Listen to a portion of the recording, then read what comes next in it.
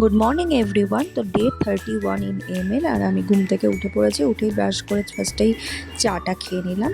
আর এদিকে দেখলাম যে মা অলরেডি আটা মেখে রেখেছে, আলু কেটে রেখেছে। তো আমি চট করে সবজিটা বানিয়ে নিলাম আর আজকে রুটি তরকারিতে ব্রেকফাস্টটা সারলাম। তারপরেই আমার মাথায় একটু তেল লাগালাম। অনেক দিন ধরে তেল লাগানো হয়নি, প্রায় অনেক দিন। তো একটা মামাআর্থের রোজমেরি তেল নিয়েছি, তো সেটা মেখে বসলাম আর সাথে একটু ফল কেটে ফল খেয়ে নিলাম।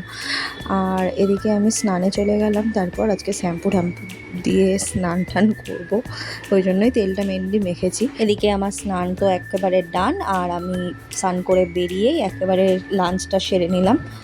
আর তারপরে একটু শুলাম, বাট কি করব, ঘুম তো যথারীতি আসছে না, তোমাদেরও বলেছিলাম। তো 4:30-5টার দিকে আবার একটু আইসক্রিমের ডাব্বা নিয়ে বসলাম আইসক্রিম খাবো বলে। তারপরে একটু 5:30টার দিকে চোখটা লেগেছিল, আর 7টায় উঠেছি। বাবা মা দেখলাম এসছে, ওরা এসেই আমাকে তুললো। যাই হোক, তা একটু জমিয়ে গল্প করলাম, আড্ডা দিলাম, মুড়ি মেখে খেলাম। তারপরে রাতের ডিনারটা সেরে ঘুমিয়ে পড়লাম। So tata.